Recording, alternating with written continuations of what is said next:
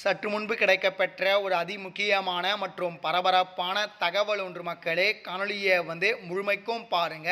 தாவேக 1 கோடி வாக்குகள் தேர்தலில் திடீர் பரபரப்பு, மிகப்பெரிய ஒரு திருப்பம். இதை பற்றி தான் இந்த காணொலியில் பார்க்க போகிறோம். காணொலிக்குள் போவதற்கு முன்பு இதுபோல அரசியல் சார்ந்த உண்மை நிலவரங்களை நீங்கள் உடனுக்குடனே தெரிஞ்சுக்கணும்னு நினச்சிங்கன்னா நம்முடைய சேனலை மறக்காமல் சப்ஸ்கிரைப் பண்ணிட்டு பக்கத்தில் இருக்கக்கூடிய பெல் பட்டனை ஆளில் செட் பண்ணி வச்சுக்கோங்க. அப்போ தான் நம்ம போடுற ஒவ்வொரு அப்டேட்ஸும் பார்த்தீங்கன்னா உங்களுக்கு நோட்டிஃபிகேஷனில் வரும். இப்போ வாங்க வீடியோக்குள்ளே போயிடலாம்.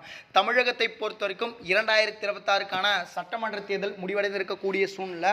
அடுத்த முதலமைச்சராக யார் வரப்போறாங்க அப்படின்னு சொல்லிட்டு ஒரு மிகப்பெரிய ஒரு எதிர்பார்ப்பானது இருக்கு. இன்னைக்கு தேர்தலுக்கான முடிவுகள் தெரிஞ்சுவிடும், யார் அடுத்த முதலமைச்சராக வரப்போறாங்க அப்படின்னு சொல்லிட்டு. குறிப்பாக தமிழகத்தை பொறுத்த வரைக்கும் 4 முனை போட்டியானது தமிழகத்தில் நிலவிருக்கிறது. அதாவது அதிமுக மற்றும் பாஜக கூட்டணி ஒரு புறமும், திமுக மற்றும் காங்கிரஸ் கூட்டணி மறுபுறமும், நாம் தமிழர் கட்சியும் தாவேகா அப்படின்னு சொல்லிட்டு 4 முனை போட்டியானது இந்த தடவை இருக்கு. இந்த சூழலில் தற்பொழுது திமுக அதிமுக அப்படின்னு சொல்லிட்டு இரு கட்சிகளே மாறி மாறி தமிழகத்தில் ஆட்சி அமைச்சிட்டு இருக்காங்க. திராவிட கட்சிகள் குறிப்பாக பார்த்தீங்கன்னா ஒரு 70 வருஷம் பார்த்தீங்கன்னா திமுக அதிமுக மாறி மாறி இருக்கிறாங்க. குறிப்பாக திமுகவை பொறுத்த வரைக்கும் 26 வருஷம் பார்த்தீங்கன்னா தமிழகத்தை ஆண்டுட்டு இருக்காங்க. அதிமுகவை பொறுத்த வரைக்கும் 32 வருஷம் தமிழகத்தை ஆண்டுட்டு இருக்காங்க. இது வரைக்கும் மக்களுக்கு என்ன செஞ்சுருக்காங்க அப்படின்றத யோசிச்சுட்டு பாருங்க. குறிப்பாக இது வரைக்கும் என்ன அப்படி செய்யாத மக்கள் மாற்று தேவை அப்படின்னு சொல்லிட்டு தற்பொழுது தாவேகாவுக்கு நிறைய விதமான ஆதரவை தெரிவிச்சிருந்தாகும். கிட்டத்தட்ட 8.5 கோடி மக்கள்கள் தமிழ்நாட்டில் இருக்காங்க. இந்த 1 கோடி விஜய் அவருக்கு வாக்குகள் இந்த தேர்தலில் வருவதற்கான வாய்ப்பு இருப்பதாக தற்பொழுது தகவலானது கிடைக்கப்பட்டிருக்கு.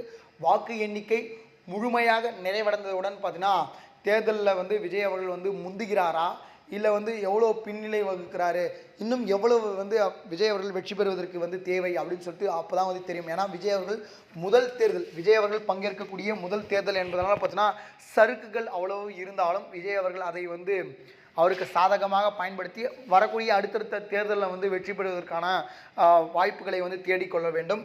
ஏன்னா இந்த தேர்தலில் கண்டிப்பாக அதிமுக மற்றும் திமுக இடையே தான் மிகப்பெரிய ஒரு போட்டி. இது இடையில் தாவேகா மிகப்பெரிய ஒரு தாக்கத்தை உண்டாக்கலாம், சரிங்களா. ஆனால் வெற்றி பெறுவதற்கான வாய்ப்பு இல்லை. ஆனால் 1 கோடி வாக்குகள் வரை விஜய் அவர்கள் பெறுவார் அப்படின்ற தகவல் தற்பொழுது நமக்கு கிடைக்கப்பட்டிருக்கு. இதை பற்றி மக்கள் உங்களுடைய கருத்துக்கள் என்ன?